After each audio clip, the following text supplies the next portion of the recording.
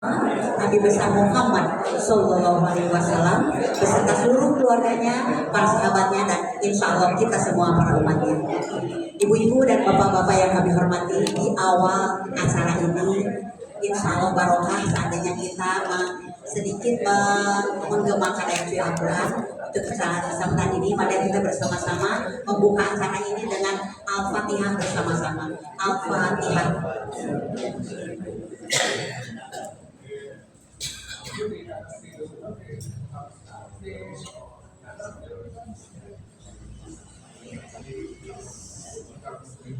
Amin amin ya rabbal alamin. Mudah-mudahan dengan dibuka dengan Al-Fatihah kita ditunjukkan jalan yang lurus dan Robi Zindiyah Mawar Zulfi Fahma. Dan ini kita dengan tematik bidang peternakan, mudah-mudahan menambah ilmu dan menambah informasi bagi kita semua bagaimana bidang peternakan ini akan perspektif dalam Islam begitu. Dan sebelum acara dimulai, kami persilakan Bapak Ketua IKPN, Bapak Ketua Umum untuk menyampaikan sepatah dua patah kata. Mana?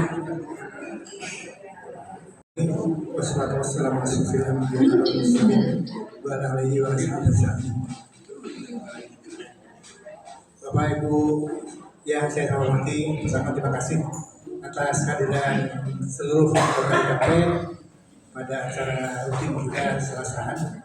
Kemudian pada jajaran dari Wali Amanah IKPN, ada Bapak Ibu Pembina dari Badan Pengurusnya, dan secara khusus terima kasih kepada Bapak Dekan Fakultas Peternakan Pak karena hadir di sini, dan tamu kita pada hari ini istimewa ada Bapak Abdurrahman dari pensiunan MP bersama dua temannya. Jadi setelah selesai acara ini barangkali pengurus dari FKPP UPI akan berdiskusi dengan sebagian pengurus kita untuk mungkin kebaikan kita bersama pensiunan. Pagi ini moderator adalah Bapak Prof. Suganda, dan topik yang disampaikan tentang peternakan dalam perspektif Islam. Saya tidak akan berlama-lama, semoga semua bisa mengambil ilmu dan ibrah dari majelis taklim kita pagi ini, dan semoga kita semua selalu ada dalam ilmu Allah Subhanahu wa Ta'ala. Selamat kepada Ibu ini yang kemarin berulang tahun, apa bersenang.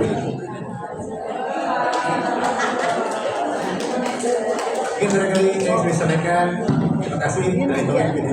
Wassalamualaikum warahmatullahi wabarakatuh.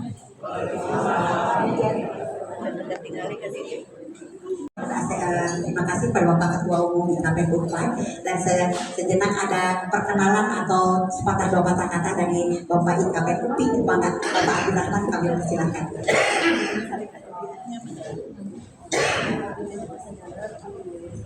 Assalamualaikum warahmatullahi wabarakatuh.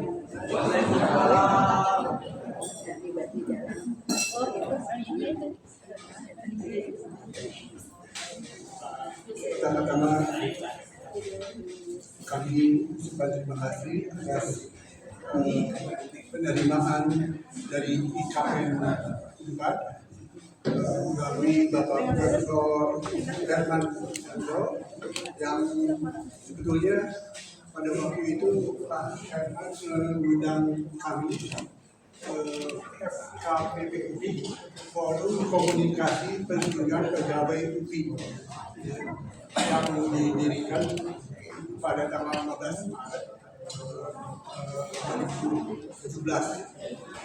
Namun pada waktu itu ada 17 Agustus acara kami cuma sudah punya acara begitu, jadi tidak bisa hadir. Saya ingin mengucapkan kepada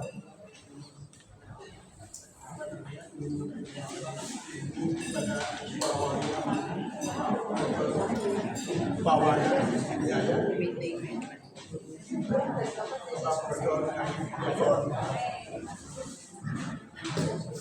yang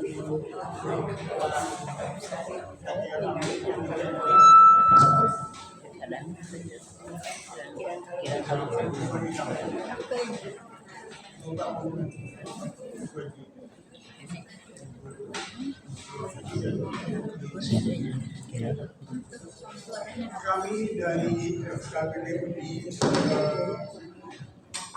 hadirin kami ingin belajar dari KPN mengenai pengelolaan komunitas pensiunan di KPN ini. Sebenarnya Unpad sangat familiar dengan kami secara pribadi karena ayah saya dulu itu pensiunan dari Unpad juga, dulu fakultas hukum sama dengan saya. Tadi dia bukan dosen, dulu pegawai administrasi governor. Lalu kemudian kebetulan yang saya juga Bapak Ibu masing-masing yang Profesor Bilar mati jadi juga yang saya bilang sudah familiar Unpad ini dengan saya pribadi. Begitu pula dengan UPI atau UPI menjadi UPI IP bawah Unpad, kemudian IPY dan kemudian UPI Bandung dan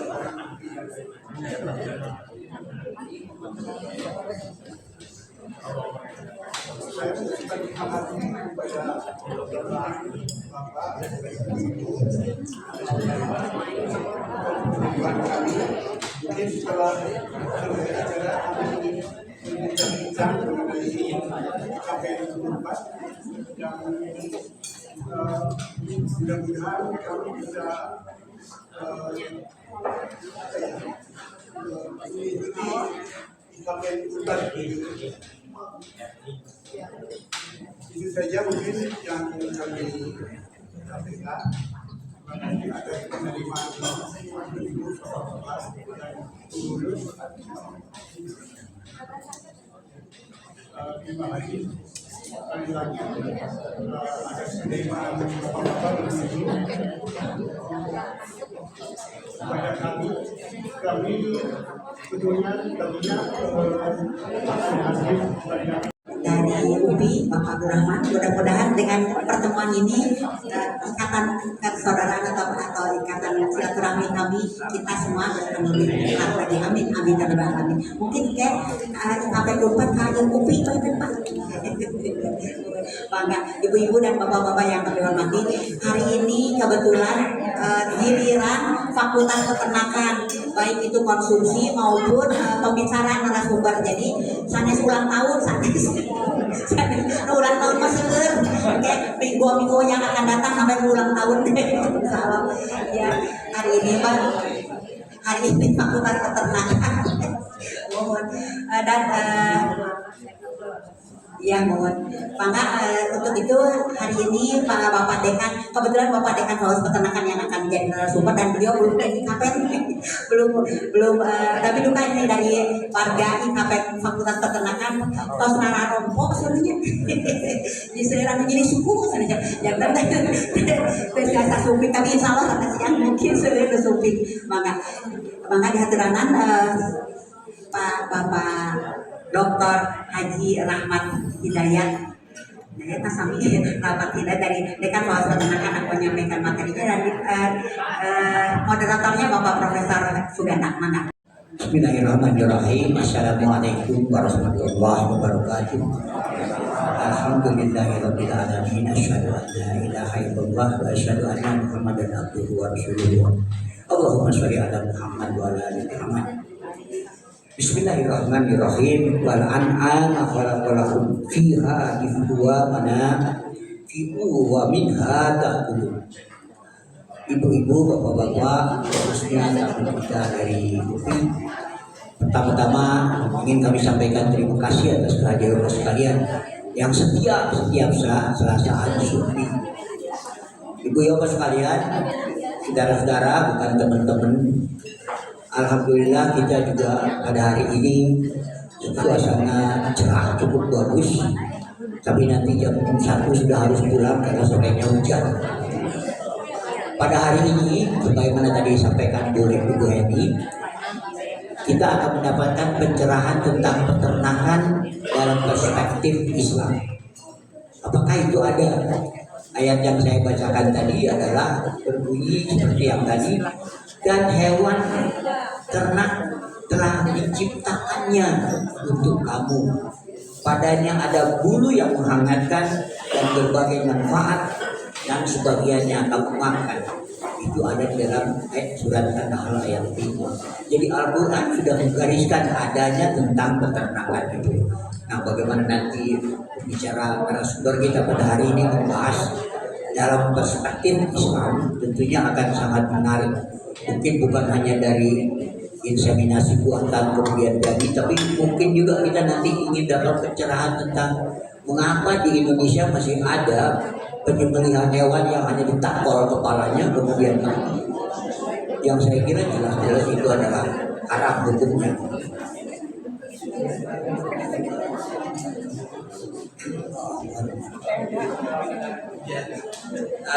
Kemudian untuk bapak-bapak ibu dari UPI barangkali saya perkenalkan dulu. Agak unik di KPN Unpad itu karena di kita ada wali amanah. Wali amanah itu dikuasai oleh Pak Dr. Kuswaji. Kemudian anggotanya ada Prof. Tuhpawana, Prof. Dr. Iva, kemudian saya dan Pak Satyan Ani. Itu mewakili teknik. Jadi kita ada 5 wali amanah. Kemudian pengurusnya adalah dikuasai oleh Pak Prof. Hermanto Susanto. Jadi agak unik memang, seperti ada MPR dan di bawahnya baru presiden gitu. Kemudian juga mungkin baik sekali kalau nanti ada kita bertukaran informasi mengenai organisasi. Saya kira Pak Herman itu saya itu tentang permasalahan yang kita hadapi. Tapi saya harus sampaikan bahwa jasa Pak Kuswati inilah sehingga kita punya ruangan, waktu pertama kali kita dulu nyelap juga diisi orang, kita pindah lagi bawa kursi. Sekarang alhamdulillah kita punya sudah mulai dan paling tidak kita punya ruangan seperti ini yang kita gunakan tiap Selasa dua minggu sekali untuk pengajian. Saya kira begitu barangkali Pak Dr. Insinyur Rahmat Hidayat saya persilakan. Beliau ini adalah sekarang dekan Fakultas Peternakan Unpad.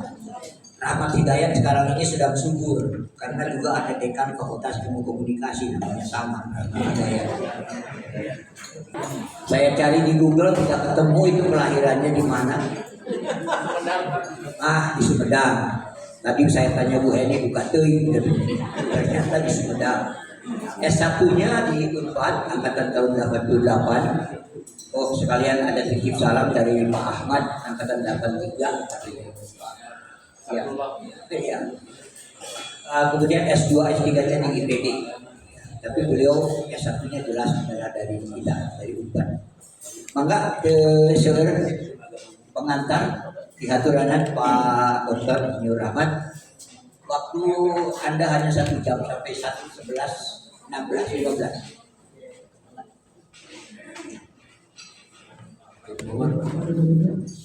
Assalamualaikum warahmatullahi wabarakatuh. Alhamdulillahi nahmaduhu wa nasta'inuhu wa nastaghfiruh wa na'udzu billahi min shururi anfusina wa min sayyiati a'malina may yahdihillahu fala mudilla lahu wa may yudlil fala hadiya lahu. Asyhadu an la ilaha illallah wahdahu la syarika lahu wa asyhadu anna Muhammadan abduhu wa rasuluhu la nabiyya ba'dahu. Allahumma sholli wa sallim wa barik ala Muhammad wa ala ali Muhammad. Itu billahi robba wa bil islami dina wa bi Muhammadin sallallahu alaihi wasallam. La ilaha illa anta subhanaka inni kuntu minadz dzalimin. Bapak dan Ibu yang saya hormati, keluarga IKP Unpad, saya ingin menyapa senior-senior saya dulu sebelum memaparkan materi. Di sini ada Prof. Sari, kemudian tidak sapa semua karena tidak apa. Ada Prof. Kuswaji, ada Prof. Tupawana, Prof. Ana, Pak Harus, Pak Ahmad, kemudian kakak saya Kang Rahmat Selamat Rahmat, kemudian Nin Heni yang saya hormati, perwakilan dari FKPP UPI, selamat datang di KPP 4, Pak Juanda, Pak Adi Juanda. Mohon maaf tidak bisa disebutkan satu persatu. Saya sangat bahagia bisa hadir di sini, dan saya itu kalau melihat Bapak Ibu senior-senior dalam keadaan sehat, ceria, bahagia, sejahtera, saya suka iri gitu. Suka iri karena kalau saya lihat kami itu di keluarga, khususnya yang bapak-bapak, silsilah usianya itu meninggalnya sebelum usia 70, Pak. Bapak saya meninggal usia 62, kemudian bapak mertua juga meninggal 62.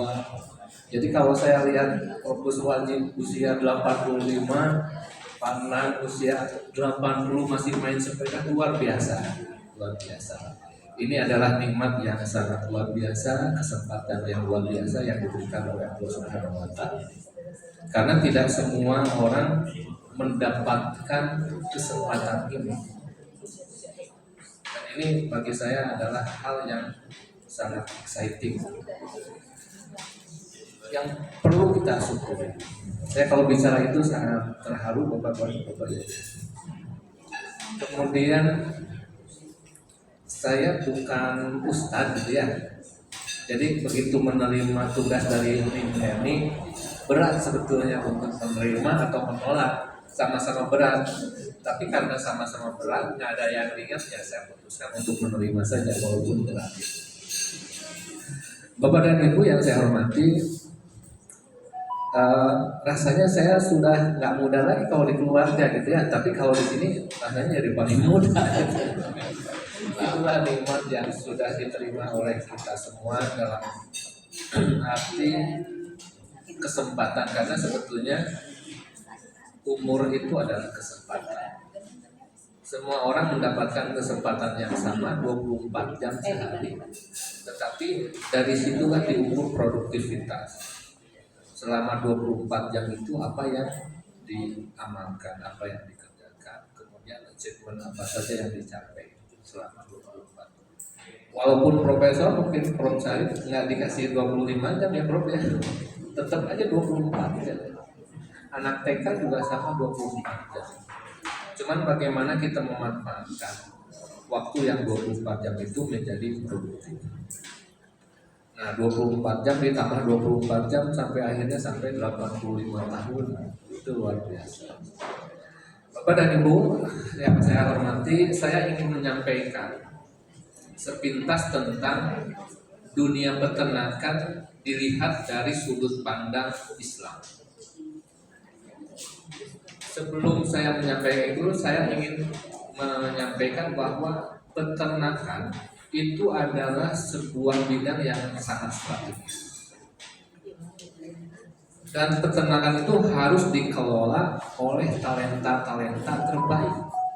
Salah satu contoh saja, sekarang dengan programnya makan bergizi dari Pak Presiden Prabowo, itu ada 40 juta siswa yang harus mendapatkan makan telur seminggu 2 kali. Artinya dalam seminggu harus makan telur 80 juta butir. Kalau sebulan berapa? Berarti 320 juta butir ayam, butir telur ayam. Dan itu pasti dihasilkan dari ayam. Nggak mungkin telur ayam dihasilkan dari binatang lain gitu. Belum lagi susu, belum lagi daging. Dan semua orang, baik itu anak kecil, senior, dewasa, laki-laki, perempuan, semua mengkonsumsi. Di Jawa Barat saja kebutuhan ayam itu sekitar 80 juta ekor. Jawa Barat saja, belum di Indonesia apalagi di dunia. Artinya dunia peternakan itu merupakan sesuatu yang sangat penting. Jika dibandingkan dengan industri lain, misalkan mohon maaf saya membandingkan dengan farmasi ya. Tidak semua orang makan obat. Bahkan orang yang makan obat itu dikategorikan orang yang kurang sehat ya. Makan obat nggak ada yang segede telur ayam.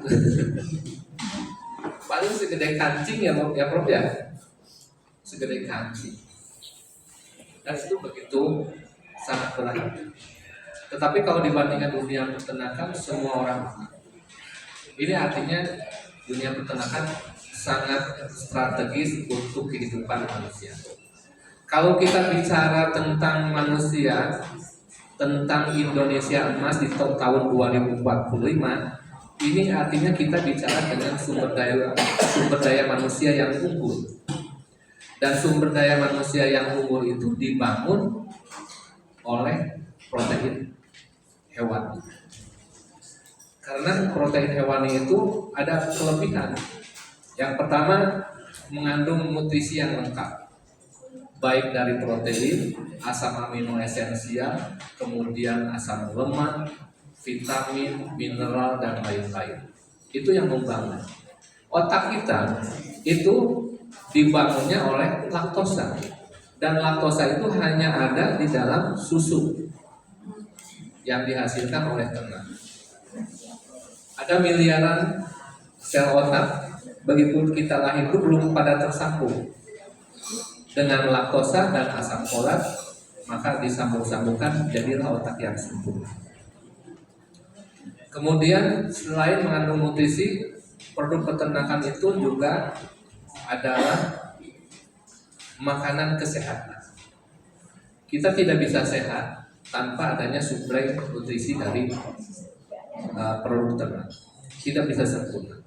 Kemudian selain makanan kesehatan, makanan kekuatan.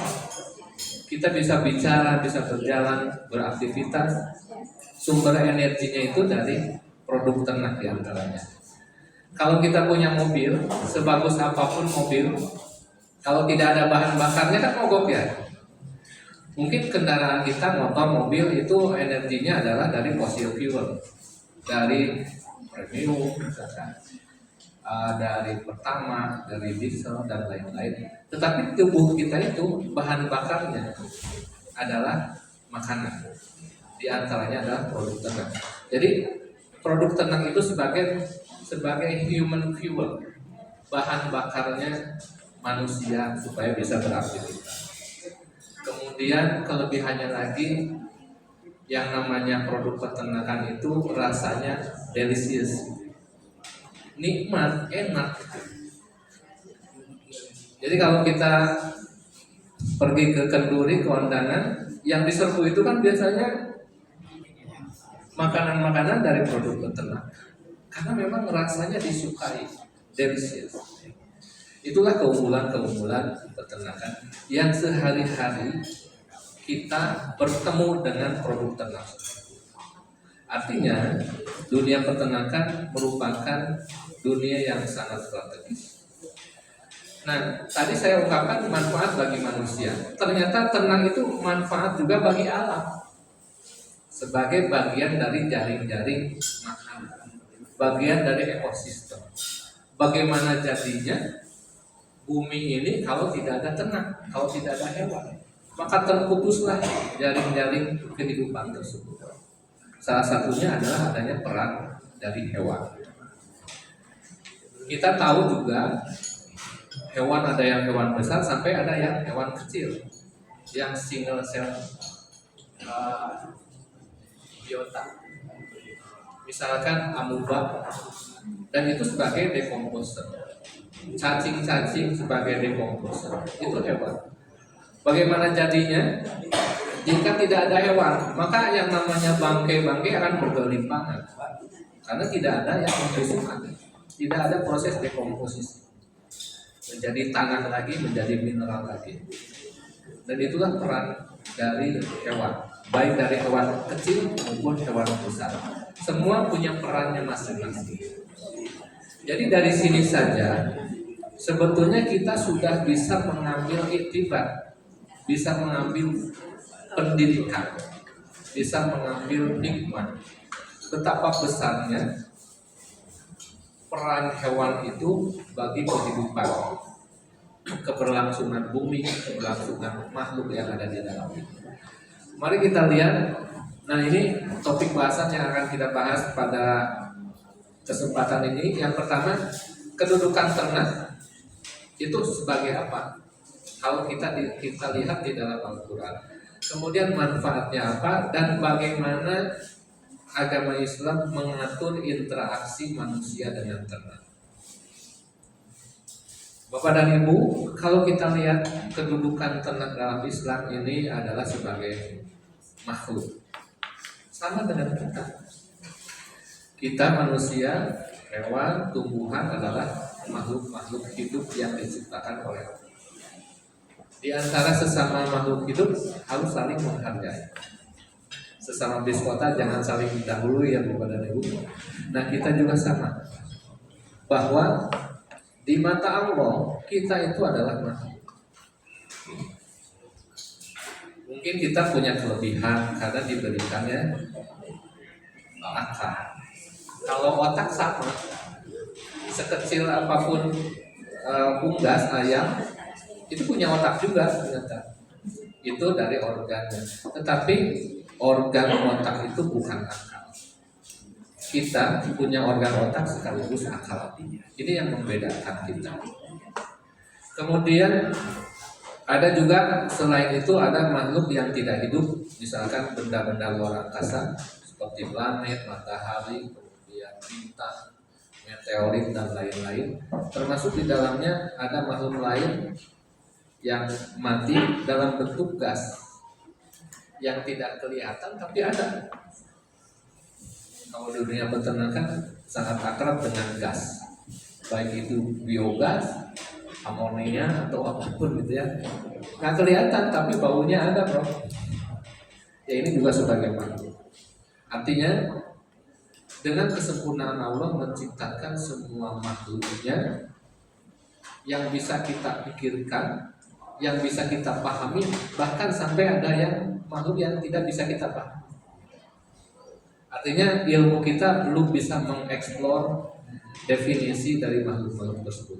Dan sampai saat ini kita harus terus melakukan riset untuk mengungkap fenomena-fenomena yang ada, terutama adalah fenomena-fenomena makhluk dan perannya. Bapak dan Ibu yang saya hormati, saya gugup nih bicara di sini. Ya, kedudukan ternak dalam Islam tadi sudah disampaikan oleh pengantar.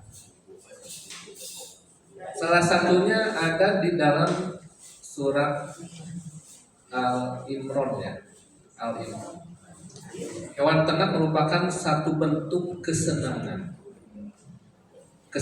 hidup yang diberikan oleh Allah kepada manusia.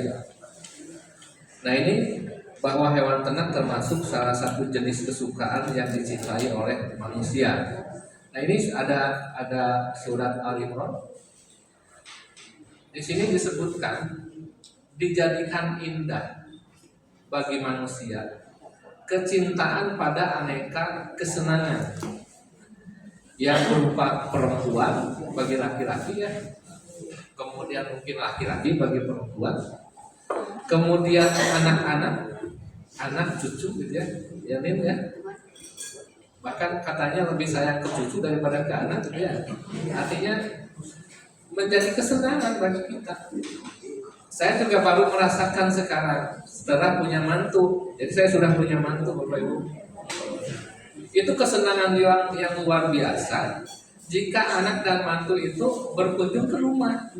Padahal dia itu selama 27 tahun sebelumnya ada di rumah gitu. Ketika sudah bisa rumah, kemudian berkunjung, itu kesenangan yang luar biasa. Apalagi kalau sudah ada cucu ya. Mudah-mudahan saya mohon doanya segera diberikan cucu. Insya Allah. Anak-anak, harta benda, mobil, kendaraan, rumah, dan lain-lain, itu kesenangan buat kita. Yang bertimbun tak terhingga berupa emas. Ibu-ibu ada upami ke pasar, kalung gitu ya, gelang keroncong dari kasiku gitu ya. Kemudian pakai kalung sageng gorengan gitu. Itu merupakan kesenangan. Jadi kita tidak bisa menyalahkan bagi bapak dan ibu yang memakai perhiasan, memakai pakaian yang bersih, bagus. Itu memang bagian dari kesenangan yang diciptakan oleh Allah buat kita untuk dinikmati. Kemudian perak, kuda pilihan, nah salah satunya binatang ternak. Ada seorang pejabat yang buka peternakan tidak untuk diambil hasil ternaknya. Saya senang sama ternak, melihat anak kambing loncat-loncat aja sudah sebuah kesenangan bagi orang-orang ternak. Bahkan mungkin juga kita sama ya. Melihat kucing yang lucu, kemudian binatang peliharaan, burung mungkin bapak dan ibu dengan bunyi berkicaunya, apakah dia bernyanyi atau menangis kita tidak tahu. Yang jelas kita senang dengan adanya ternak tersebut. Dan sawah ladang. Kalau dulu di kampung yang namanya orang terpandang itu yang punya sawah ladang yang luas. Kalau anak-anak milenial sekarang nggak mau punya sawah ladang itu karena beban. Yang penting bisa mengakses. Kemudian itulah kesenangan hidup di dunia. Jadi binatang ini, ternak ini adalah bagian dari kesenangan hidup di dunia yang Allah berikan kepada kita untuk menghibur kita selama ada di muka bumi ini, supaya nggak mumet terus pikirannya. Sekali-kali kita juga perlu refleksi, diantaranya dengan memanfaatkan hewan ternak. Bahkan berkembang sekarang yang namanya fancy animal atau pet animal gitu ya, dan produksi dan omsetnya luar biasa, ratusan miliar. Bahkan salah satu perusahaan besar sekarang sekelas Carun Topan itu keuntungan terbesarnya dari makanan pet animal, bukan dari produksi ternak yang konvensional lagi. Nah itulah kesenangan hidup di dunia dan di sisi Allah lah tempat kembali. Di ujung ayat ini dan di sisi Allah lah tempat kembali yang baik. Semua kesenangan yang tadi kita sampaikan, yang kita bicarakan akan kita tinggalkan. Dan kita akan kembali ke Allah, dan Allah lah tempat kembali yang baik. Jika kita mereverse ke sebelumnya, bahwa di sebelumnya ada kesenangan-kesenangan itu, baik itu anak, emas, perak, binatang dan lain-lain, itu berupa kesenangan. Dan Allah lah tempat kembali yang baik. Berarti Allah itu mendatangkan kesenangan yang luar biasa dibandingkan dengan harta, anak, cucu, benda yang lain yang kita senangi selama di dunia ini. Dan kembalilah kepada Allah dengan kesenangan yang sempurna. Jadi Bapak dan Ibu, kesenangan-kesenangan yang kita dapatkan di muka bumi ini selama kita hidup itu tidak ada apa-apanya dibandingkan dengan kesenangan kita kembali kepada Allah. Intinya sebetulnya itu sudah selesai, Pak. Sebetulnya selesai kajian kita itu. Semua kesenangan yang ada yang bisa menghadirkan kesenangan di hati kita itu tidak ada apa-apanya jika dibandingkan dengan kita kembali kepada Allah yang akan mendapatkan kesenangan yang sejati. Bapak dan Ibu yang saya hormati, walaupun demikian kita rinci juga. Di sini ada surat Al-An'am.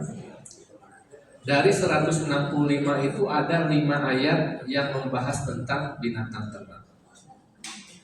Kemudian dari 114 surat yang ada di dalam Al-Quran itu ada 3 nama hewan. Al-Baqarah, Al-An'am, ada An-Nahl. Dan itu semua mengandung arti sebagai pelajaran bagi kita. Bagaimana An-Nahl itu diciptakan oleh Allah sebagai teladan buat kita. Jadi kita harus bisa mengambil pelajaran dari makhluk Allah yang kecil, yang menurut kita kalau tidak diperhatikan sangat tidak berarti. Tetapi disitulah ada pelajaran bagaimana An-Nahl itu atau lebah itu selalu mengambil rezeki dari hal-hal yang baik, tidak pernah mengambil rezeki yang tidak baik. Thayyib di sini bisa kita artikan halal. Yang namanya lebah itu nggak pernah makan sesuatu yang tidak baik. Dan dimanapun lebah itu hinggap, tidak pernah ada ranting yang patah. Tidak ada ranting yang patah, sekecil apapun ranting tempat hinggapnya. Artinya tidak menimbulkan kerusakan. Selalu mengambil sesuatu yang baik dan tidak pernah memberikan kerusakan di muka bumi. Dan yang keluarnya pun amal-amalannya itu yang hal baik juga. Ada madu, ada royal jelly, kemudian ada yang serbuk putih itu apa? Royal jelly ya, kemudian ada madu dan satu lagi saya dilupakan. Bipolen. Itu luar biasa. Dan semua bermanfaat bagi makhluk lain. Selain bermanfaat bagi lebah itu sendiri untuk membangun generasi yang akan datang selanjutnya, juga bermanfaat bagi makhluk lain, di antaranya kita. Mungkin Bapak dan Ibu senior-senior sangat membutuhkan madu untuk kesehatan. Dan Nabi Muhammad juga sudah mencontohkan makanan terbaik itu adalah madu. Apabila kita teliti, ternyata bioavailability dari madu itu sangat tinggi, mendekati 100%. Jadi kalau kita minum madu 1 sendok, insya Allah besoknya itu tidak ada yang keluar. Beda dengan kita makan genjer gitu ya. Itu banyak yang keluar. Jadi bioavailability-nya itu sangat tinggi, hampir 100% terserap oleh tubuh kita, termanfaatkan jadi energi, jadi tulang, jadi gigi, dan lain-lain. Bapak dan Ibu yang saya hormati, mohon maaf saya menyampaikan beberapa. Di surat Al-Baqarah juga ada ayat 67 sampai 73. Ini menceritakan tentang bagaimana kaum Yahudi diminta untuk menyembelih hewan betina, sapi betina dan seterusnya. Dan orang Yahudi itu banyak tanya, ya. Disuruh kayak kalau kita kan samina wartona gitu ya. Tapi kalau orang Yahudi yang sapinya betina atau jantan yang warnanya bagaimana terus aja. Itu salah satu penolakan sebetulnya. Tidak samina wartona. Bapak dan Ibu yang saya hormati, saya tidak akan membahas itu karena Bapak Ibu pasti lebih tahu. Kemudian manfaatnya. Tadi kedudukannya sudah saya sampaikan, kemudian manfaatnya. Nah, ternak dalam Islam diciptakan oleh Allah untuk tunduk kepada manusia. Kita manusia sebagai khalifah fil ardh, sebagai pemimpin. Nah, ketika kita dijadikan sebagai pemimpin, maka timbullah kewajiban sebagai konsekuensi dari jabatan kita sebagai atau kedudukan kita sebagai khalifah. Di sini harus adil. Kalau kita jadi pemimpin di sebuah institusi, di sebuah lembaga, atau di pemerintahan daerah, pasti akan mempunyai masyarakat yang berbeda-beda. Ada yang senior, ada yang junior, ada yang pintar, ada yang tidak pintar, ada laki-laki, ada perempuan, ada yang kuat, ada yang lemah. Nah, ketika kita menjadi khalifah fil ardh, kita bukan memimpin manusia saja, tetapi seluruh makhluk yang ada di muka bumi ini, termasuk di dalamnya adalah ternak, tumbuhan. Itu merupakan bagian dari tanggung jawab sebagai khalifah. Nah, ketika ada ternak, itu kan adalah bagian dari makhluk yang lemah, yang harus kita lindungi, yang harus diberikan keadilan, yang harus diberikan tempat, dijamin ketersediaannya makanan, minuman, dan tempat tinggal. Kalau peternak saja sudah bisa melakukan itu, apalagi kepada manusia. Makanya orang-orang peternakan itu adalah orang-orang yang mempunyai kasih sayang yang tinggi. Jangankan kepada manusia ya kan, kepada ternak pun kita memperlakukan dengan penuh kasih sayang. Jadi kalau Bapak Ibu mau cari menantu, nikahkan dengan alumni peternakan. Karena dia pasti orang penyayang yang akan melindungi makhluk-makhluk lemah ini. Karena hewan itu dibandingkan dengan manusia adalah makhluk yang lemah. Kalau kita lihat sejarah, ada dinosaurus. Kurang apa besarnya, kurang apa kuatnya, tenaganya, tapi mereka punah. Tidak tersisa satu. Tetapi manusia dari zaman ke zaman tetap survive. Artinya kuat. Karena orang hanya makhluk yang kuat saja yang bisa bertahan. Artinya manusia itu adalah kuat dan mempunyai kewajiban melindungi makhluk-makhluk lain yang lemah. Nah, tujuan penciptaan ternak bagi manusia untuk menjadi tunggangan, seperti kuda, keledai. Walaupun zaman modern sekarang masih ada yang masih menggunakan tunggangan atau alat transportasi dari hewan. Kemudian sebagai makanan, menghasilkan daging, susu, telur, produk olahan yang lainnya, termasuk kulit, kulit-kulitnya dimah, dan sate jebret gitu. Artinya mendatangkan manfaat buat kita. Kemudian sebagai minuman ada susu, ada madu yang dihasilkan oleh hewan. Kemudian sebagai pakaian ada wool, ada jaket kulit dari garut, ada sepatu, ada sutra, dan lain-lain. Kemudian dan pemenuhan kebutuhan dalam ritual ibadah, serta bentuk kesenangan berupa harta. Nah, ini menjadi penting. Kebutuhan dalam ritual ibadah. Bapak dan Ibu jika punya cucu, anak kita melahirkan, pasti yang ketemu dengan namanya akikah.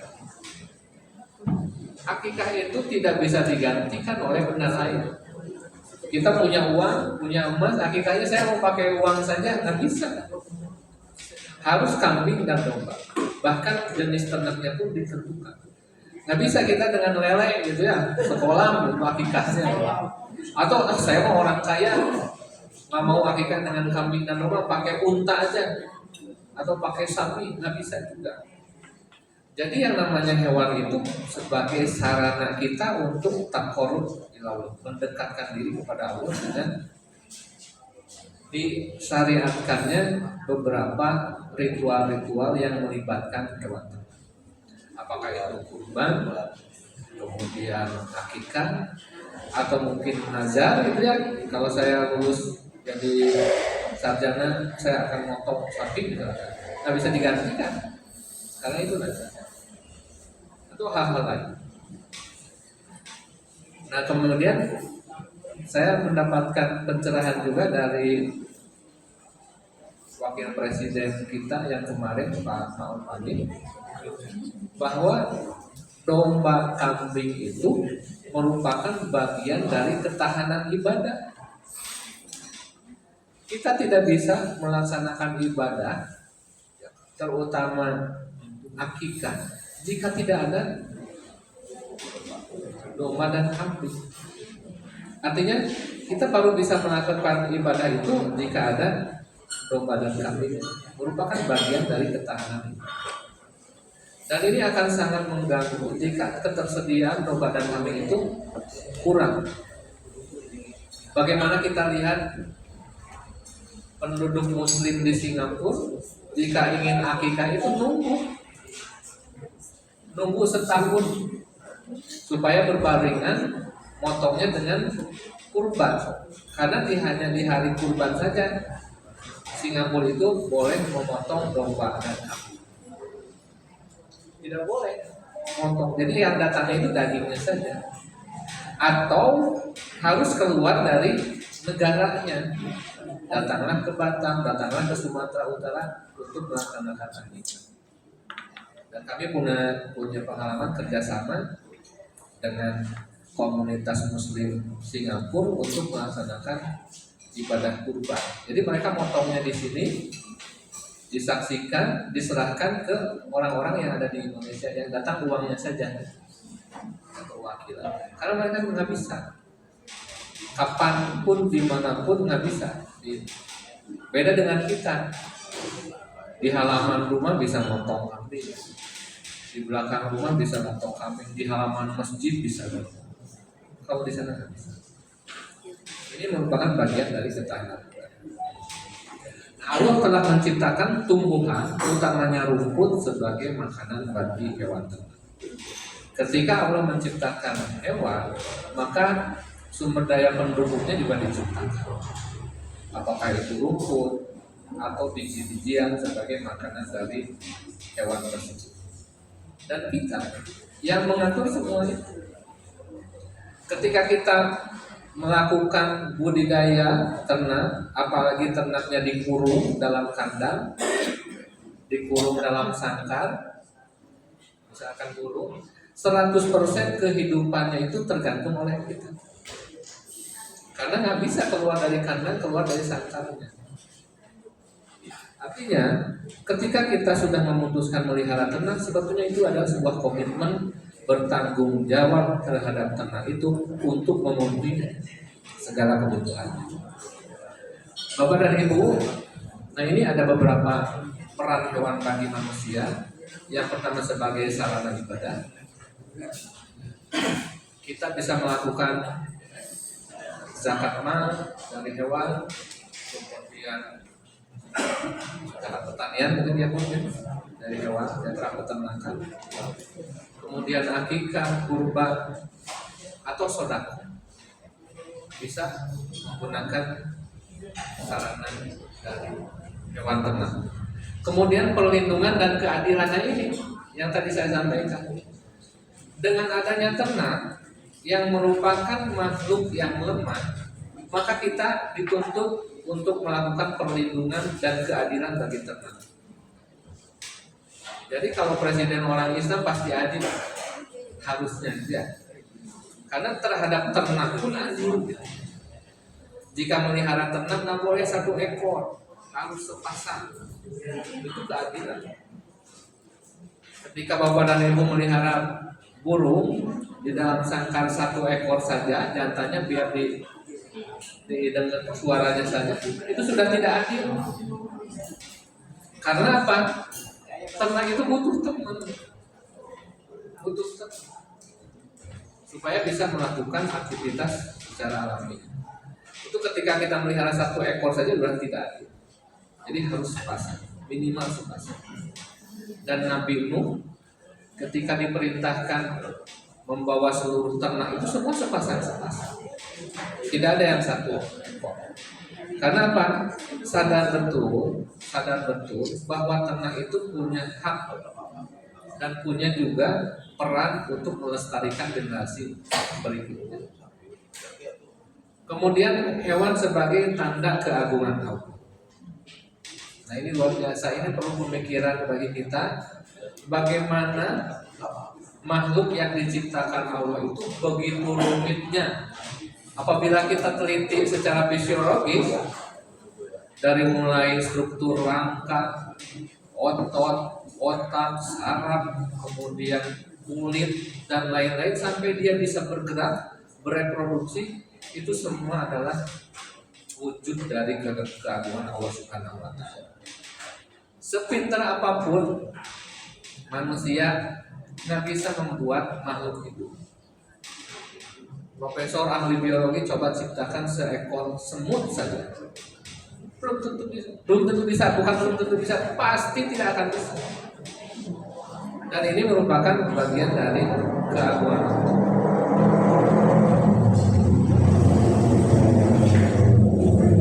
Terus kalau kita teliti, ternyata apabila kita lihat di tingkat sel, yang namanya sel manusia dengan sel ikan, dengan sel katak, dengan sel binatang yang lain itu sama susunannya. Ada dinding sel, kemudian ada inti sel, ada mitokondria, ada intraseluler sel, sama ternyata. Jadi kita tidak bisa sombong lagi sebagai manusia dibandingkan dengan makhluk yang lain. Karena ternyata sama. Sel kita dengan sel kodok sama ya Prof ya? Artinya kita tidak ada kesombongan lagi di hadapan makhluk manapun. Apalagi di hadapan penciptanya. Di hadapan makhluk yang menurut kita hina aja ternyata sama. Dan ini adalah tanda dari keagungan. Bagaimana bakteri yang hanya satu sel bisa berkembang biak. Dan sebetulnya raja penguasa alam dunia ini adalah mikroba sebetulnya. Di rambut kita ada mikroba, di kulit kita ada mikroba, di sepatu kita ada mikroba, bahkan di meja kita, di tempat duduk kita itu ada mikroba. Di mana-mana ada. Bahkan di dalam bagian bumi yang anaerob ada mikroba anaerob yang tidak ada oksigennya. Artinya jika kita bandingkan dengan itu nggak ada kesombongan lagi di antara. Nah inilah tanda keagungan dari Allah. Kemudian manfaatnya itu sebagai bahan konsumsi. Nah, tapi saya menggarisbawahi di sini kita bisa mengambil manfaat dari ternak tersebut sebagai bahan konsumsi buat kita, sebagai sarana ekonomi bidang usaha, tapi dengan catatan dengan tanggung jawab. Nah ini yang kadang kita lupa. Kadang-kadang orang peternakan melihat ternak itu sebagai komoditas saja. Para pelaku ekonomi itu hanya melihat komoditas saja. Padahal di dalamnya ada tanggung jawab. Setiap suapan daging yang kita makan itu berasal dari nyawanya hewan ternak. Setiap suapan telur, susu dan lain-lain berasal dari ternak yang merupakan tanggung jawab dari kita. Kemudian hewan dalam pendidikan moral. Tadi saya sampaikan bagaimana lebah itu bagian dari pendidikan moral kita. Bisa nggak kita berlaku seperti lebah? Kemudian kalau kita lihat di sini ada madu, obat terbaik dan lain-lain. Ada royal jelly dan lain-lain. Kemudian ini salah satu juga. Ini dari hewan juga. Ada satu ungkapan yang mengatakan sangat sulit meyakinkan lalat bahwa sesungguhnya bunga jauh lebih baik daripada sampah. Nah ini juga bagian dari pelajaran buat kita. Ketika kita cenderung terhadap hal-hal yang tidak baik, sulit kita untuk kembali lagi ke hal yang benar. Maka harus menciptakan sebuah lingkungan yang makro yang membuat kita bisa lebih baik lagi. Misalkan dengan adanya IKPN. IKPN itu kan sebuah komunitas lingkungan mikro yang mendorong kita untuk saling mengingatkan ya, saling mengingatkan. Di sini kita bisa sharing, bisa saling menasehati, bisa saling mengingatkan untuk kebaikan dan kesabaran. Nah, kemudian sekarang yang terakhir materinya tentang interaksi. Tadi kita sudah sampaikan bahwa manusia diutus ke muka bumi ini sebagai khalifah. Yang di dalamnya ada makhluk hidup lain, ada jin, ada hewan, ada tumbuhan, ada makhluk yang mati, bumi dan lain-lain. Nah, ini ada salah satu hadis dari hadis Bukhari. Ada sahabat yang bertanya, ya Rasulullah, apakah kita bisa meraih pahala dari binatang? Beliau menjawab, setiap memberi minum pada hewan akan mendapatkan ganjaran. Beliau itu menyampaikan contoh yang sangat kecil. Ketika kita memberikan minum kepada hewan, akan mendapatkan ganjaran. Apalagi kalau kita adil terhadap ternak tersebut. Diberikan makanan, diberikan minuman, diberikan tempat, dijamin kehidupannya dari penyakit, mungkin kita lakukan vaksin sama dengan buat kita ya, atau hal-hal yang lain yang menjamin kehidupan dari ternak. Dan itulah pahala. Jadi kalau kita berbudidaya ternak, itu mengalir pahalanya tiap hari. Setiap hari pasti binatang itu minum kan? Setiap hari binatang itu pasti makan. Ketika kita menyediakan makanan dan minumannya, kemudian diminum dan dimakan oleh ternak, mengalirlah pahala. Jadi Bapak dan Ibu semangat untuk memperlakukan ternak dengan sebaik-baiknya, karena itu mengalir pahala. Yang pertama, adabnya itu bersyukur kepada Allah karena telah diciptakan lebih mulia dibandingkan hewan. Bagaimana kalau kita dijadikan jadi ayam gitu ya, bingung aja. Bersyukurlah kita sudah dijadikan sebagai manusia. Kalau kita balik, bersyukur di sini, bersyukur dengan keberadaan ternak tersebut. Bagaimana jadinya kehidupan kita kalau tidak ada hewan di muka bumi? Yang ada manusia semua. Repot ya gitu ya. Nah inilah ada, tapi kadang kita tidak menyadari keberadaan hewan tersebut untuk sarana bersyukur. Karena sudah sangat terbiasa di lingkungan kita itu ada ayam, ada sapi, ada domba, rasanya udah bukan nikmat lagi gitu ya. Jarang kita syukuri karena terlalu banyak nikmat itu. Seperti anak seorang keluarga yang punya anak banyak, anaknya 10 misalkan, kadang rasa syukurnya jadi berkurang, ya repot itu urusan anak gitu ya, digewengkeun, disindra kata budak gitu kan. Coba kita tanya sama pasangan yang belum dikaruniai anak, pasti akan sangat dimulai itu anak. Kemudian waktunya masih ada. Kemudian dilarang menyiksa dan menyakiti hewan. Kemudian perlakukanlah hewan dengan baik. Kemudian sembelihlah dengan cara yang baik. Ketika kita ngambil manfaat dalam bentuk daging, itu harus disembelih dengan cara yang ihsan, dengan pisau yang sangat tajam, tidak boleh memotong dengan kuku ataupun tulang atau batu ya. Karena itu akan menyakiti. Jadi secepat mungkin untuk bisa membunuh atau memotong ternak tersebut. Kalaupun kita mau mengambil manfaatnya. Nggak bisa. Kita pengen sop buntut gitu ya, diambil dari ternak, diambil buntutnya aja gitu.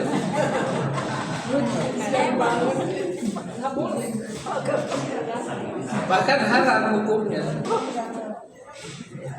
Walaupun sama-sama buntut sapi gitu. Tapi ketika cara mengambilnya salah menjadi haram. Atau kita ingin sate, ingin sirloin ya, dituri aja gitu punggungnya gitu ya, diambil daging punggungnya. Nah, harus dilakukan dengan cara ihsan. Tadi ada pertanyaan, bagaimana motong ternak dengan ditembak kepalanya dulu ya. Nah itu sebetulnya produk dari Australia. Kalau kita import sapi dari Australia, ada yang namanya SKS sebagai bagian dari supply chain dari import. Jadi kalau kita motong sapi dari Australia harus mengikuti cara-cara mereka. Ternyata di Australia itu pemotongan sapi yang halal itu jauh lebih baik dibanding di kita. Juru sembelih halal di Australia itu diwajibkan hafal 10 juz Al-Quran. Tugasnya baca bismillah. Ketika ketahuan juru sembelih halal itu main ke night club, mabuk-mabukan, besoknya langsung dipecat. Beda dengan di kita, jam 2 malam pemotongnya untuk menjaga supaya nggak kedinginan sambil minum, sambil mabuk, motong sapi. Ini pelajaran yang harus kita cermati, bahwa kita sebagai orang muslim ternyata belum memperlakukan ternak sesuai dengan aturan muslim. Nah tadi yang ditembak itu adalah namanya stunning. Stunning itu adalah bagian dari proses memingsankan ternak sebelum dipotong. Mereka beranggapan jika ternak dipotong dalam keadaan pingsan, maka ternak tidak akan merasakan sakit. Kemudian dapatkah kualitas daging karena tidak berontak saat dipotong, tidak berontak sehingga tidak ada memar.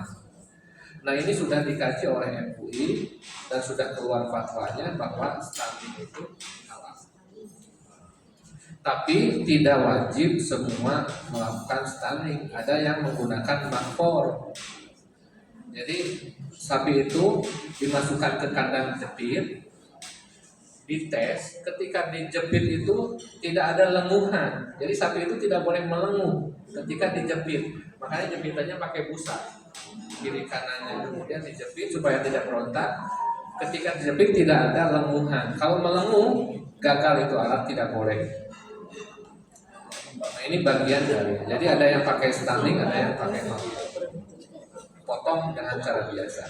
Nah stunning ini dikatakan berjalan dengan baik jika hewan yang sudah di stunning itu jika dibiarkan itu akan bangun lagi, siuman lagi tanpa adanya permanen damage atau kerusakan permanen di otaknya.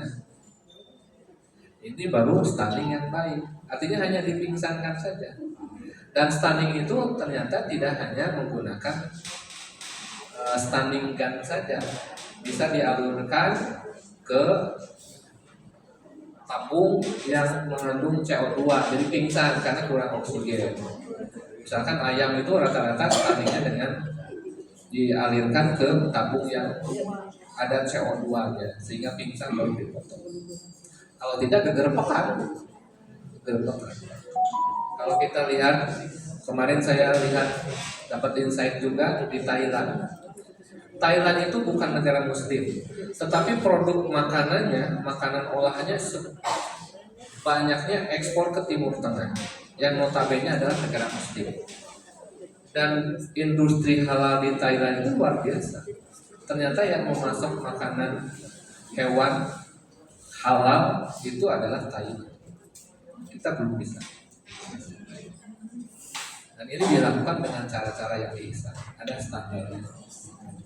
Jadi stunning yang baik itu ditembak, pingsan, kemudian kalau dibiarkan akan bangun lagi tanpa adanya kerusakan sel di otaknya.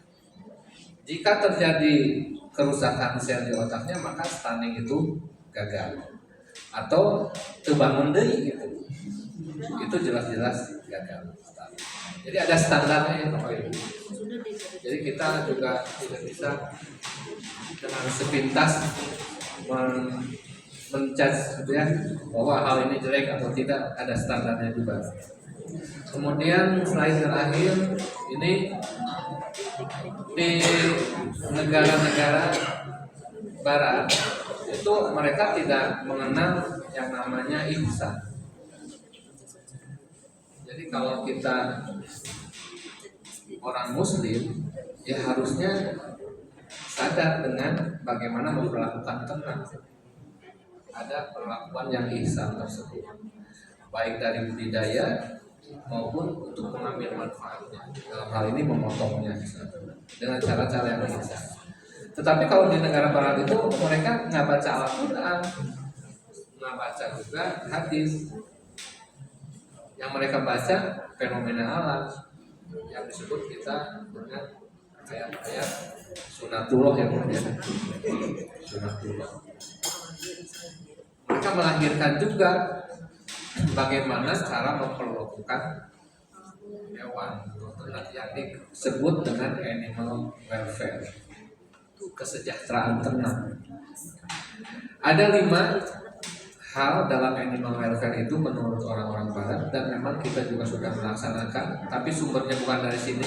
Kalau kita sumbernya dari Quran dan hadis, yang sebetulnya animal welfare itu jika dikaji di dalamnya adalah bagian dari perlakuan orang muslim terhadap binatang. Bahkan ini hanya sebagian kecil saja. Tidak ada yang namanya tadabbur melalui ternak tersebut, dilihat dari fisiologinya, anatomi dan lain-lain. Ini bagian saja. Dan mereka menggaungkan ini untuk perlindungan ternak. Yang pertama, bebas dari rasa lapar dan haus. Jadi kalau kita melihara ternak, pastikan ternak itu mendapatkan makanan, minuman yang cukup, tepat waktu, dengan jumlah nutrien yang seimbang. Tidak sekedar kenyang ternyata, tapi harus tercukupi nutrisinya dalam keadaan seimbang. Kemudian bebas dari ketidaknyamanan, misalkan kandangnya terlalu sempit, ataupun misalkan suhu udaranya terlalu panas, oksigennya atau aerasinya kurang, itu membuat tidak nyaman. Mungkin tidak mati, tapi nggak nyaman. Dan ini bagian dari animal welfare. Kemudian bebas dari rasa sakit, cedera, dan penyakit. Di dalam aturan SKAS ini sampai diukur lebar lorong yang harus disediakan buat sapi itu minimal berapa, supaya sapi tidak jebol kiri kanan, tidak ada memar, kemudian tidak ada belokan yang tajam, sudut 90 derajat nggak ada, harus beloknya smooth berupa lingkaran. Kemudian tidak ada cekungan sudut-sudut di lantainya itu yang 90 derajat, harus lengkung untuk memudahkan pembersihan dan lain-lain. Bebas dari cedera, bebas dari penyakit. Dilakukan vaksinasi, dilakukan sanitasi, ada biosecurity di sini dan lain-lain untuk menjamin ternak tetap dalam keadaan sehat. Kemudian kebebasan untuk mengekspresikan normal dan alami, misalkan mengakomodasi naluri ayam untuk bertengger. Kalau melihara burung bisa terbang, jangan terlalu kecil, karena dalam sangkar itu burung pasti nggak bisa terbang. Artinya tidak bisa ekspresi sebagaimana di alam liar. Jadi Bapak dan Ibu mungkin pulang dari sini buat kandang burungnya besar gitu ya, supaya burung itu bisa terbang. Dan sepasang, ada jantan dan betinanya, ada jantan dan betina sebagai bagian dari mengekspresikan kehidupan. Dan yang terakhir, bebas dari rasa takut dan tertekan. Nggak boleh kita mengintimidasi ternak dicolokan gitu ya, lebih kepruk-kepruk. So, artinya Islam boleh mengambil manfaat dari hewan ternak dengan tanggung jawab, dengan cara yang ihsan. Karena apa? Kita banyak sekali mendapatkan manfaat dari hewan ternak tersebut dan kita harus memperlakukan dengan sebaik-baiknya. Intinya itu, mohon maaf jika ada kekurangan kepada Ibu. Ini yang dapat saya sampaikan, para guru besar, para dosen, para TNI, sama kita dari UPI. Ini yang dapat saya sampaikan. Mudah-mudahan setelah pulang dari sini kita bisa memperlakukan hewan dengan lebih baik lagi, dengan berkeadilan, memberikan hak-haknya sesuai dengan kebutuhan ternak tersebut. Perlu dikasih kasur, bed cover dan lain-lain, sesuaikan dengan keadilan. Bahwa adilnya memelihara sapi itu yang kandangnya, gitu. Tidak disediakan kasur dan lain-lain. Dalam batasan-batasan wajar, normal, sesuai dengan kebutuhan. Jadi acuannya kebutuhan ternak, bukan keinginan kita. Kadang kita ingin itu, ingin ini, padahal ternak nggak butuh itu. Tidak boleh berlebihan juga. Sampai ada kandang kucing di kamaran, ya, disediain macam-macam, saya berlebihan juga. Tapi cukup sesuai dengan kebutuhannya, perlakukan dengan adil supaya mereka bisa berekspresi secara adil. Mohon maaf jika ada kesalahan baik dalam sikap maupun ucapan. Bapak Ibu senior, wassalamualaikum warahmatullahi wabarakatuh. Terima kasih Pak Dr. Dr. Dadang. Pencerahan hari ini saya kira banyak sekali yang kita petik, ya, banyak yang kita petik.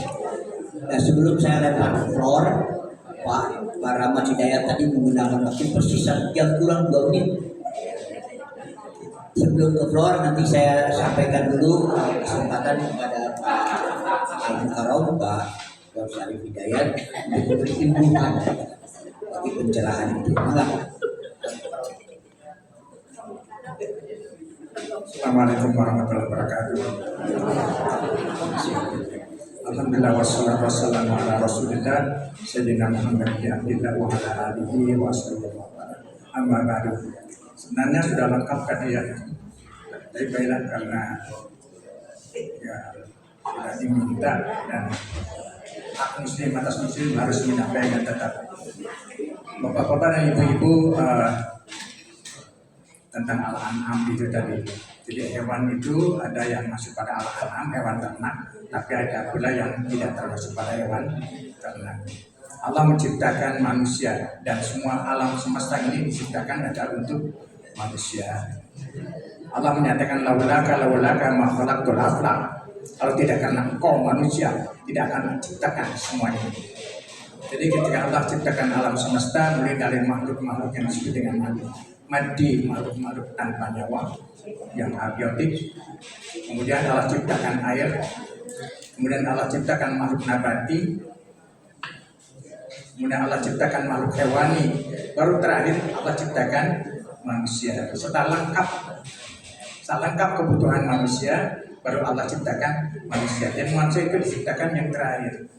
Wa atakum min kulli ma sa'altum, dan aku berikan kepadamu hai manusia semua yang kamu butuhkan. Termasuk itu hewan adalah kebutuhan manusia.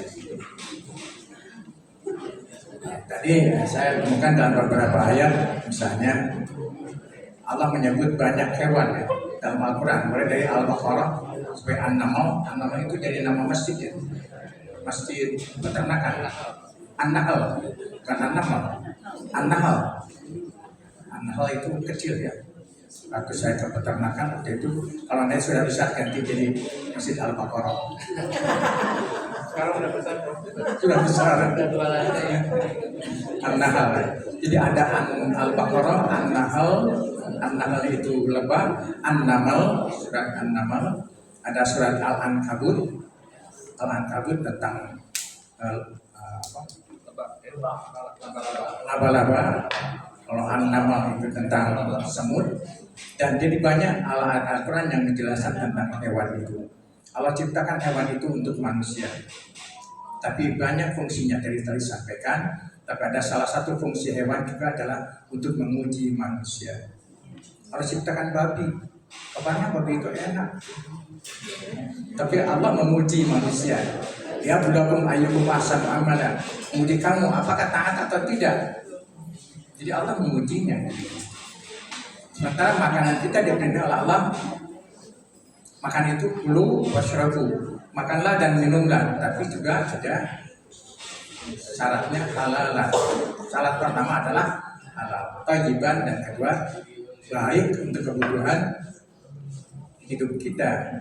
Jadi tidak asal warak kan kita. Dulu kita dengar 4 sehat 5 sempurna dengan surya. Kalau kita ditambah 4 sehat 5 sempurna, genap kemerdekaan, genap balik 7 kemerdekaan.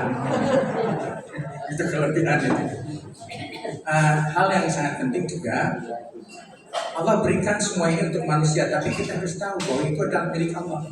Lillahi ma fis samawati wa fil ardh. Semua milik Allah yang di langit dan di bumi. Karena itu semua yang harus kita lakukan ini, yang kita lakukan harus atensi Allah.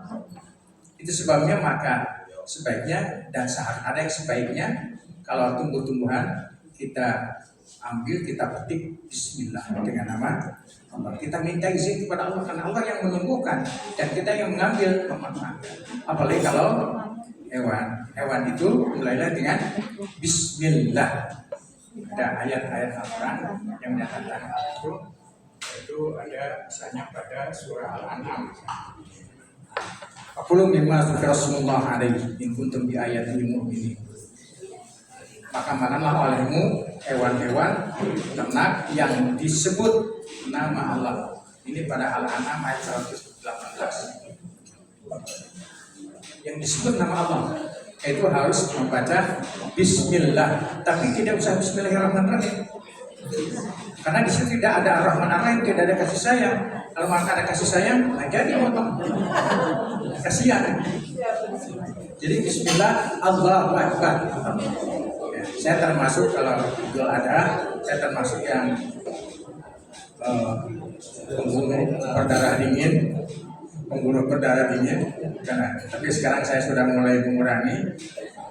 Itu kalau ngomong Bismillah, Allahu Akbar, dan tapi dengan cara tadi, dengan pisaunya yang tajam, supaya tidak terlalu lama hewan itu menderita, dan kita tetap memang harus berbaik-baik kepada hewan itu. Saya pernah dulu waktu SD, bukan SD, SR saya, atau kelas 2, saya melihat ada seorang yang dia menyiksa hewan. Jadi seekor kucing ditutup dengan tutup ayam itu, apa namanya, perangkap ayam. Kemudian dia ketangkap dan dipakai lilis. Saya pulang nangis. Saya lihat nangis langsung. Kemudian ibu saya, kenapa nangis? Saya melihat itu hewan lagi kucing lagi disiksa oleh ya kedatangan gajah. Saya lihat itu kok berani, ternyata hewan itu memang banyak sekali memakan jahat untuk ayam-ayamnya gitu. Tapi itu tidak seperti itu. Dan Nabi pernah menyatakan seorang wanita masuk neraka lihiratin habasat, karena hanya seekor kucing yang dia kurung tidak diberi makan. Dia diberi makan hewan itu, jadi sampai mati. Dan dia itu Allah nyatakan, Nabi menyatakan itu dia walaupun nanti masuk surga harus masuk neraka dulu karena menderita karena dosanya itu. Jadi kita harus berbaik kepada hewan itu, termasuk ibu-ibu misalnya, bapak-bapak atau ibu-ibu kalau mau masak, menggoreng ikan, masih kegerebekan kan ini. Ya matikan aja dulu lah pakai masak. Itu masih hidup, masih terus dibakar juga dalam keadaan hidup itu. Dan kita diharamkan untuk menggunakan api mematikan hewan, karena api itu adalah milik Allah untuk membakar orang-orang kafir di akhirat nanti. Jadi itu kami bacalah Bismillah Allahu Akbar atas izin Allah. Allah yang menciptakan hewan, Allah yang menghidupkan hewan itu, dan hanya Allah yang berhak mematikan. Tapi kita diizinkan oleh Allah, yaitu uzkur Allah, baca nama Allah, panggil ya Allah atas izin Allah. Saya bukan atas saya tidak punya hak untuk mematikannya, karena saya tidak menciptakan dan tidak menghidupkannya. Bismillah Allahu Akbar. Jadi etika yang sangat penting, kan itu haram dalam Islam memakan hewan yang dimotong tanpa izin Allah. Baca Bismillah. Nah itu banyak pertanyaan, saya pernah menjelaskan ini dalam sebuah kajian tafsir. Sudah banyak sekali pertanyaan tentang hal ini, termasuk juga bagaimana kalau Bismillahnya di awal saja, ayat 20 Bismillah Allahu Akbar satu kali aja, asal diniati semua itu bisa. Tapi bagusnya karena pendek Bismillah Allahu Akbar, Bismillah Allahu Akbar. Atas nama Allah dia menjadikan Allahu Akbar, Allah yang Maha Agung. Aku tidak punya apa-apa. Lillahi ma fis samawati wal ardi. Jadi kalau tadi ada standing itu alhamdulillah, jadi ada pencerahan juga. Jadi ada bagaimana hewan itu untuk dibuat pingsan ya. Jadi tidak diinfus, tidak dibius ya Pak. Hewan tidak dibius itu betul. Itu bukan dibius pun mungkin bisa terjadi. Tapi ini dengan ditembak ke kepalanya sampai pingsan. Jadi itu Islam itu mengatur seluruh aspek kehidupan kita, termasuk bagaimana etika kita terhadap hewan. Hewan itu adalah anugerah Allah. Dan hewan memang oleh Allah diberikan rezeki, dan rezekinya itu kadang-kadang rezeki dari hewan lagi. Artinya bahwa predator hewan kan banyak. Hewan ada Allah ciptakan dulu, sebelum hewan Allah ciptakan makhluk nabati. Karena banyak hewan itu makanannya dari makhluk nabati, rumputan. Kemudian ada pula hewan yang makan dari hewan lain, dan banyak sekali hewan itu bermanfaat bagi kita semua. Jangan terlalu memudah kita untuk memusnahkan mereka. Ya, kalau saya lihat saja di ular-ular yang di sawah itu, dulu saya kalau ke sawah dulu banyak melihat ular-ular itu, dan ternyata itu juga untuk keseimbangan. Bahwa tikus-tikus itu oleh ular habisnya. Kita menganggap kecil barang hewan-hewan seperti cacing itu. Ternyata cacing itu kan menggemburkan tanah. Gitu ya. Dan itu Allah menyatakan tidak ada satupun yang tidak ada. Rabbana ma khalaqta hadza batila. Ya Allah, sekecil pun tidak ada yang kau ciptakan sia-sia. Itu Allah nyatakan dalam Al-Baqarah. Inna Allah la yastahi ayyadriba masalan ma ba'udatan kama Quran. Allah tidak malu menciptakan hewan yang sekecil nyamuk, bahkan lebih kecil dari itu. Yang itu jadi bahan pemikiran bagi manusia. Bagaimana itu hewan kecil itu bisa hidup? Mungkin tidak berdarah atau bagaimana cara hidupnya? Bagaimana dia melihat dengan matanya, bagaimana dia makan, bagaimana ususnya dan sebagainya. Itu jadi bahan pemikiran. Barangkali itu saja, tidak terlalu panjang. Tapi alhamdulillah hari ini kita dapat pencerahan yang cukup luas, dan kita yakini bahwa hidup kita insya Allah ada di tangan Allah, dan semua kita taat kepada Allah, termasuk hubungan dengan hewan. Assalamualaikum warahmatullahi wabarakatuh. Saya kira dari dua pembicara ini sangat banyak memberikan kita pencerahan cukup komplit. Namun ada waktu 5 menit lagi, kalau masih ada yang penasaran silakan. Satu penanya saja, hanya satu, karena waktunya sudah tidak memungkinkan lagi. Maka aku. Kalau babi itu sebetulnya sikap kita saja yang diuji oleh Allah gitu. Sejauh mana ketaatan, kan tadi begitu. Yang saya tanyakan adalah menurut Bapak, saya sebut Bapak saja ya. Menurut Bapak, baiknya atau bagaimana caranya kita menyikapi babi itu? Jadi manfaat babi itu apa sebetulnya? Kalau memelihara kita harus bagaimana gitu, selain yang tadi taat, manfaat babi saja memeliharanya. Terima kasih. A, B, C gitu ya, pilihlah salah satu jawaban yang benar. Misalkan pertanyaannya A, pilihannya A, B, C. Yang A, B, C itu kan yang betul hanya satu ya. Kenapa harus ada yang B, harus ada yang C, harus ada yang D? Itu untuk menguji tadi, untuk menguji yang Prof. Syarif sampaikan. Mana pilihan kita? Allah sudah menciptakan sapi, ayam, kambing, domba, babi.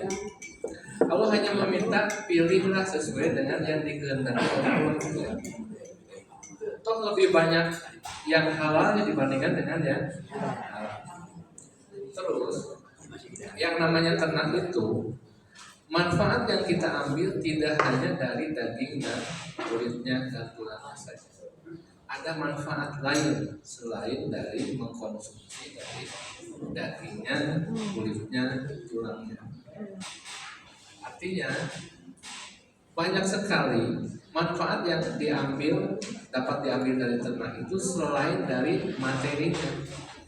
Ada pelajaran dari lalat itu, kita jelas tidak boleh makan lalat, tapi ada manfaat. Ternyata lalat itu hinggap di bangkai, kemudian dia bertelur, tumbuhlah larva yang menghabiskan bangkai tersebut sehingga menjadi hilang bangkai itu. Terjadi dekomposisi. Jadi lalat sebagian menjadi kadaverin yang ya, jadi cairan, kemudian ada pembusukan. Yang mungkin kita lihat di situ larvanya saja, binatung gitu ya. Tapi di dalamnya banyak bakteri, banyak protozoa yang menghabiskan. Nah itu semua nggak perlu kita makan, karena manfaatnya bukan untuk dimakan. Seperti halnya babi. Kalau babi itu tadi sama Prof. Syarif sudah disampaikan untuk menguji, Taat saja. untuk menguji ketaatan kita. Ini Allah menciptakan babi, kambing, sapi, domba, kerbau dan lain-lain. Yang ini boleh dimakan, yang ini jangan. Masa sih sudah dikasih yang banyak masih ngambil yang satu lagi yang dilarang gitu kan? Logikanya itu ya. Logikanya itu. Artinya Allah itu menguji. Kemudian apabila dilihat dari jaring-jaring makanan, fungsi ekosistem dan lain-lain, ternyata babi itu juga banyak manfaat. Selain yang kita daging. Ada fungsi lain, fungsi ekosistem. Jadi keberadaan itu tidak ada yang batil ya. Tidak ada satu ciptaan yang batil.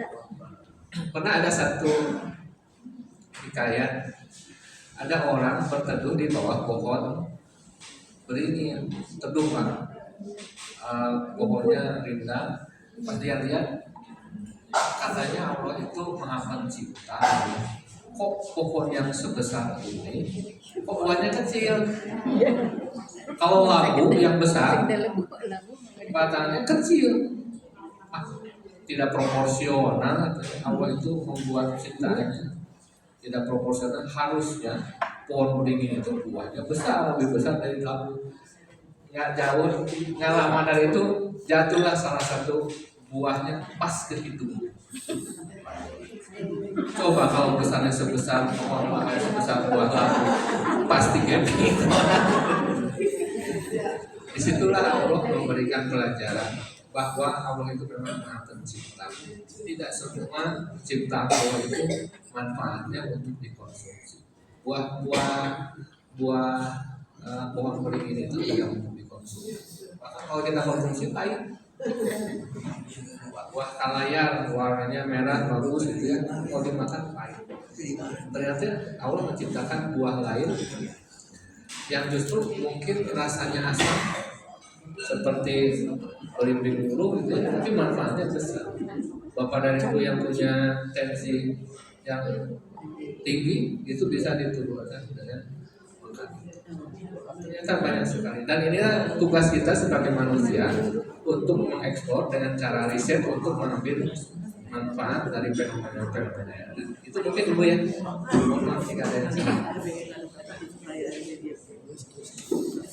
Anda hatur nuhun ka narasumber atau diskusi pencerahan luar biasa. Hatur nuhun bagi ka masih ada tindakan nuhun kepada ibu bapak sadayana khususnya tamu di UPI. Manawi biasa dicadaki oleh UPI. Nah demikian kita akhiri pertemuan kita hari ini persis pada jam 11.32 lebih 2 menit ya lebihnya. Terima kasih. Assalamualaikum warahmatullahi wabarakatuh.